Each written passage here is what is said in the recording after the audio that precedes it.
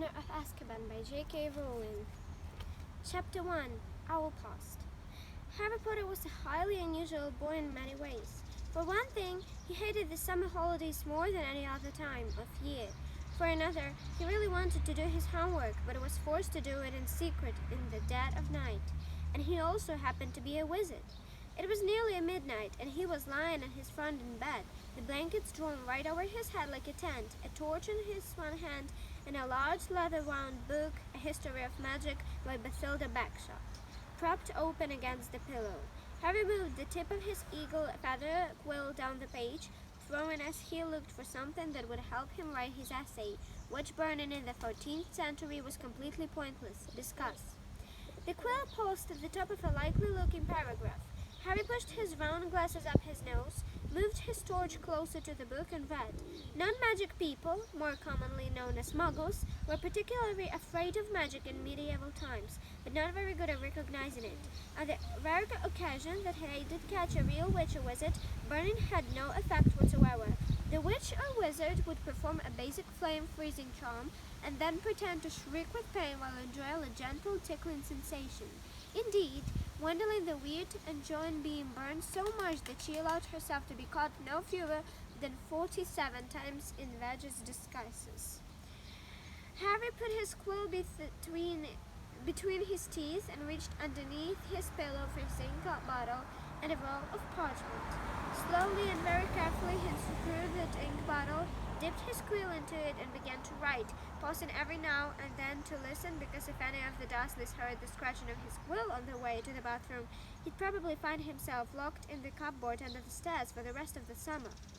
The Dursley family of number 4, Private Drive, was the reason that Harry never enjoyed his summer holidays. Uncle Vernon, Aunt Petunia and their son, Dudley, were Harry's only living relatives. They were muggles, and they had a very medieval time attitude towards magic. Harry's dead parents, who had been a witch and a wizard themselves, were never mentioned under the Dursleys' roof. For years, Aunt Petunia and Uncle Vernon had hoped that if they kept Harry as downtrodden as possible, they would be able to squash the magic out of him. To their fury, they had been unsuccessful, and now lived in terror of anyone finding out that Harry had spent almost of the last 2 years at Hogwarts School of Witchcraft and Wizardry. The most the Dursleys could do these days was to lock away Harry's spellbooks, wand cauldron, and boomstick, and the start of the summer holidays, and forbid him to talk to the neighbors.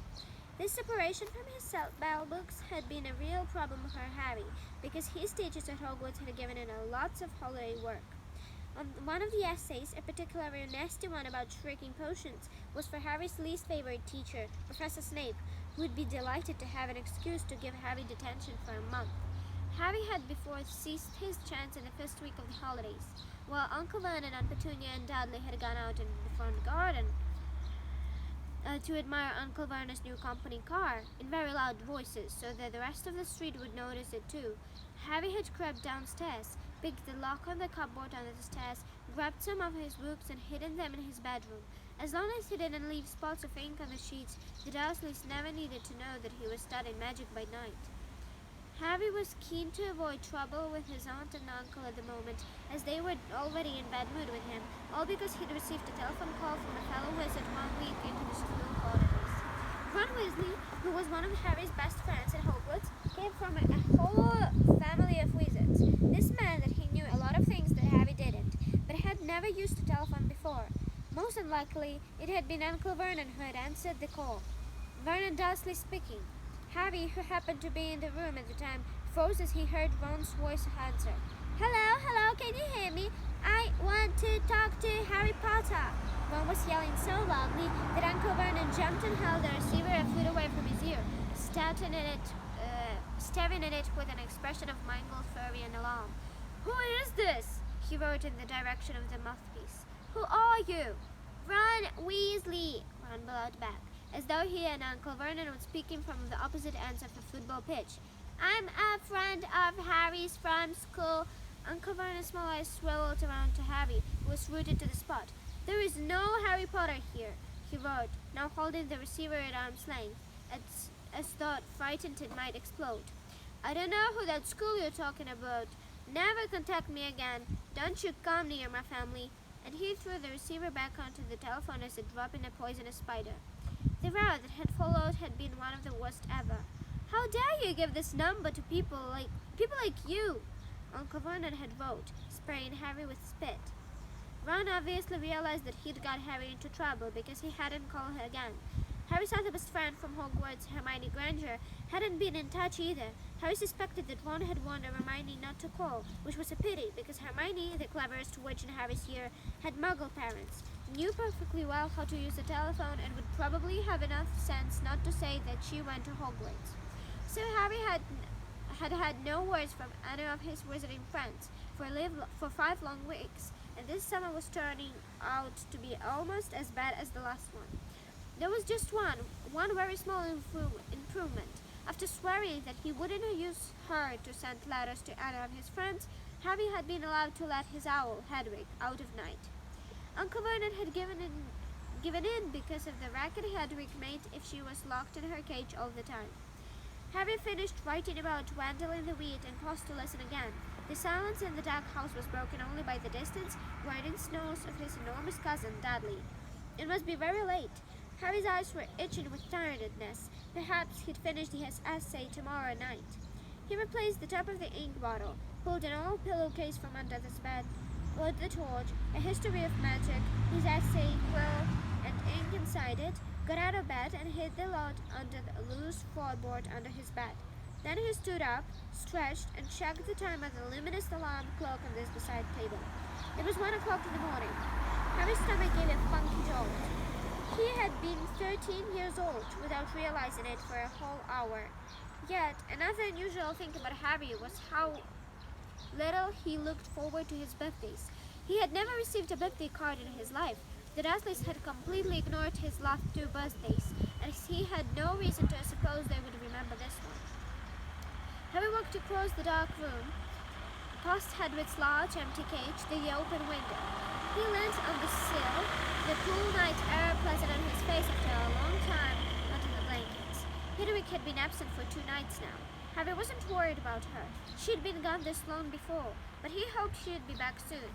She was the only living creature in his house who didn't flinch at the sight of him. Harry, though still rather small and skinny for his age, had grown a few inches over the last year. His jet black hair, however, was just as it always had been, stubbornly untidy, whatever he did to it. The eyes behind his glasses were bright green, and on his forehead, clearly visible through his hair, was a thin scar, shaped like a bolt of light. Of all the unusual things about Harry, this scar was the most extraordinary of all. It was not, as the Dursleys had pretended for 10 years, a souvenir of the car crash that had killed Harry's parents, because Lily and James Potter had not died in a car crash. They had been murdered by the most feared dark wizard for 100 years, Lord Voldemort. Harry had escaped from the same attack with nothing more than a scar on his forehead. Then Voldemort's curse, instead of killing him, had rebounded up on its originator. Barely alive, Voldemort had fled. But Harry had come to face to him with him since at Hogwarts. Remember that in the last meeting, as he stood at the dark window, Harry had to admit he was lucky even to have reached his 13th birthday. He scanned the starry sky for a sign of Hedwig, perhaps soaring back to him with a dead mouse dangling from her beak, expecting praise. Gazing absolutely over the rooftops, it was a few seconds before Harry realized that she was seen. Silhouetted against the golden moon and growing larger every moment was a large, strangely lopsided creature, and it was clapping in Harry's direction. He stood quite still, watching it sink lower and lower for a split second. He hesitated, his head at the window catch, wondering whether he slammed it shut, but then the bizarre creature soared one of the street lamps of Private Drive, and Harry, realizing that it was, leaped aside. Though the window soared 3 owls, 2 of them holding up the third, which appeared to be unconscious. They landed with a soft lump on Harry's back, and the middle owl, which was large and grey, keeled right over and lay motionless. There was a large package tied to its legs. Harry recognized the unconscious owl as his. His name was Errol, as he belonged to the Weasley family. Harry dashed to the bed at once, untied the cords around Errol's legs, took off the parcel, and then carried Errol to the Hedwig's cage. Ariel opened one of the blurry eyes, gave a feeble hoot of thanks, and began to gulp some water. Harry turned back to the remaining owls. One of them was large, snowy female, was his own Hedwig. She, too, was carrying a parcel and looked extremely pleased with herself.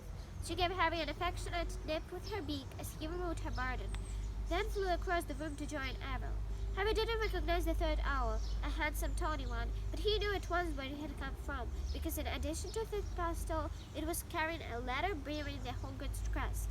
When Harry relieved his own owl of its post, its ruffle, its feathers, most importantly, stretched its wings and took off through window into the night.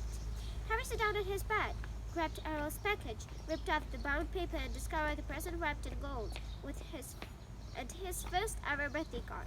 Fingers trembling slightly, he opened the envelope. 2 pieces of paper fell out, a letter and a newspaper cutting. The cutting had clearly come out of the wizarding newspaper, the Daily Prophet, because the people in the black and white picture were moving. Harry picked up the cutting, smoothed it out, and read, Ministry of Magic employee, Scoop's grand prize.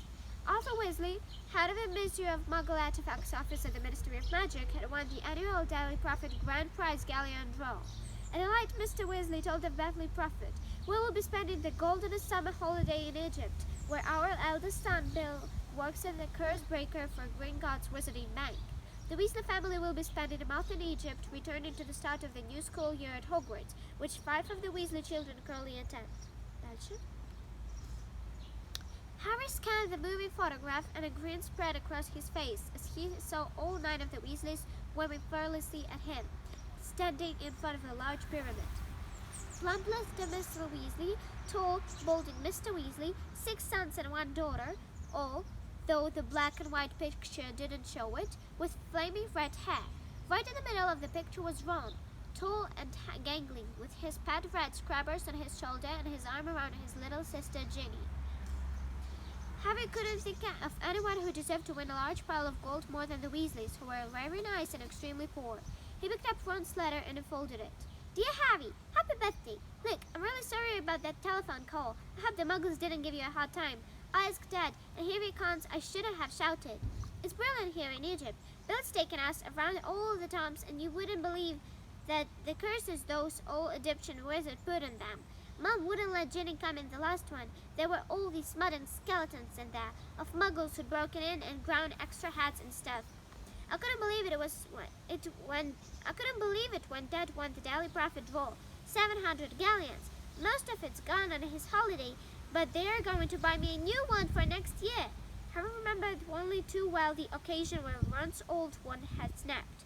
It had happened when the car the 2 of them had been flying to Hogwarts had crashed into a tree in the school grounds. We'll be back about a week before term starts, and we'll be going up to London to get my wand and our new books. Any chance of meeting you there? Don't let the Muggles get you down. Try and come to London. Ron. P.S. Percy Hadboy. He got the letter last week. Harry glanced back at the photograph. Percy, who was in the 7th and final year at Hogwarts, was looking particularly smug. He had pinned his hat boy bench to the fez patched jauntily on top of his neat head. His horn-rimmed glasses were flashing in the Egyptian sun. Harry now turned to his present and unwrapped it. Inside was what looks like a miniature glass spinning top. There was another note from Ron beneath it. Harry, this is a pocket sneakoscope. If there's someone trustworthy around, it's supposed to light up and spin. Bill says it's rubbish sold for wizard tourists and isn't reliable because it kept lighting up at dinner last night, but he didn't realize Fred and George had put beetles in his soup. Bye, Ron. Harry put the pocket stethoscope on his beside table, where it stood quite still, balanced on its point, reflecting the luminous hands of his clock. He looked at it happily for a few seconds, then picked up the parcel Hedwig had brought. Inside this, too, was a wrapped present, a card and a letter, this time from Hermione. Dear Harry, Ron wrote to me and told me about his phone call to your Uncle Vernon. I do hope you're all right. I'm on holiday in France at the moment, and I didn't know how I was going to send this to you. What if they'd opened it at customs? But then Hedwig turned up. I think she wanted to make sure you got something for your bestie for a change. I bought you bought you present by all order. There was an advertisement in the Daily Prophet. I've been getting it delivered. It's so good to keep up with what's going on in the wizarding world. Did you see that picture of Ron and his family a week ago? I bet he's learning loads. I'm really jealous. The ancient Egyptian wizards were fascinating. There's some interesting local history of witchcraft here too. I've written my whole history of magic essay to include some of these things I've found out. I hope it's not too long. It's 2 rolls of parchment, more than Professor Ben's asked for. Ron says he's going to be in London in the last week of the holidays. Can you make it? Will your aunt and uncle let you come? I really hope you can. If not, I'll see you on the Hogwarts Express on September the 1st. Love, from Hermione. P.S. Ron says Percy's the head boy. I'll bet Percy's really pleased. Ron doesn't seem to be happy about it. Harry laughed again and he put Hermione's letter aside and picked up her presents. It was very heavy. Knowing Hermione, he was sure it would be a large book full of very difficult spells, but it wasn't. His heart gave a huge bound as he ripped back the paper and saw a sleek black leather case with his silver words stamped across it. Broomstick Servicing Kit. Wow, Hermione, Harry whispered, unzipping the case to look inside. There was a large jar of Fleetfoot's high fishing handle polish, a pair of gleaming silver-tailed twig clippers, a tiny brass compass to clip onto your broom for long journeys, and a handbook of do-it-yourself broom care. Apart from his friends, the thing that Harry missed most around Hogwarts was Quidditch, the most popular sport in the magical world. Highly dangerous, very exciting, and played on broomsticks. Harry happened to be a very good Quidditch player. He had been the youngest person in a century to be picked for one of the Hogwarts house teams. One of Harry's most prized possessions was his Nimbus 2000 racing broom. Harry put the leather case aside and picked up his lost parcel. He recognized the untidy scroll on the bound paper at once. This was from Hagrid, the Hogwarts gamekeeper. He tore off the top layer of paper and glimpsed up something green and leathery, but before he could unwrap it properly, the parcel gave a strange quiver, and whatsoever was inside it snapped loudly, as though it had jaws. Harry froze. He knew that Hagrid would never send him anything dangerous on purpose, but then Hagrid didn't have a normal person's view of what was dangerous. Harry had been known to befriend giant spiders, buy vicious three-headed dogs from the men in parks, and sneak illegal dragon eggs into his cabin. Harry poked the parcel nervously. It snapped loudly again. Harry reached for the lamp on his beside table, gripped it firmly in one hand and raised it over his head, ready to strike. Then he seized the rest of the paper in his one hand and pulled. And out fell a book.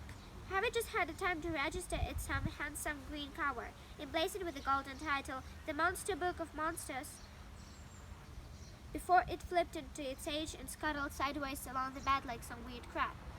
Uh-oh, Harry muttered. The book toppled off the bed with a loud clunk and shuffled rapidly across the room. Harry folded it steadily. The book was hiding in front of the dark space under his desk. Praying that the Dursleys were still fast asleep, Harry got down on his hands and knees and reached towards it. Ow! The book snapped shut in his hands and then flapped past him, still scuttling on its covers. Harry scrambled around, threw himself forward and managed to flatten it. Uncle Vernon gave a loud sleepy groan in the room next door. Hedwig and Ariel watched it intensely as Harry clamped the struggling book tightly in his arms. Harry to his chest of drawers and pulled out a belt, which he buckled tightly around it. The monster book shuddered angrily, but could no longer flap and snap, so Harry threw it down on the bed and reached for Hagrid's card. Dear Harry, happy birthday! Think you might find this useful for next year. Won't say no more here. Tell me when I see you. Hope the Muggles are treating you right. All the best, Hagrid. It struck Harry as ominous that Hagrid thought a binding book would come in useful, but he put up Hagrid's card next to Ron and Hermione's, grinning more broadly than ever. Now there was only the letter from Hogwarts left. Noticing that it was rather thicker than usual, Harry split open the envelope, pulled out the first page of the parchment within and read. Dear Mr. Potter, please know that the new school year will begin on September the 1st. The Hogwarts Express will leave from King's Cross Station, platform 9 and 3/4 at 11 o'clock. Third years are permitted to visit the village of Hogsmeade at certain weekends. Please give the enclosed permission from your parent or guardian to sign. A list of books for the next year is enclosed. Yours sincerely, Professor McGonagall, Deputy Headmistress. Harry pulled out the Hogsmeade permission form and looked at it, no longer grinning. It would be wonderful to visit Hogsmeade at weekends. He knew it was an entirely Byzantine place, and he had never set foot there. But how on earth was he going to persuade Uncle Vernon or Aunt Petunia to sign the form? He looked over the alarm clock. It was now 2 o'clock in the morning. decided that he'd worry about the Hogsmeade form when he woke up. Harry got back into the bed and reached up to cross another day on the chart he'd made for himself, counting down the days left until his return to Hogwarts. Then he took off his glasses and lay down, eyes open, facing his 3 birthday cards. Extremely unusual though he was, at that moment Harry Potter felt just like everyone else, glad for the first time in his life that he was his birthday.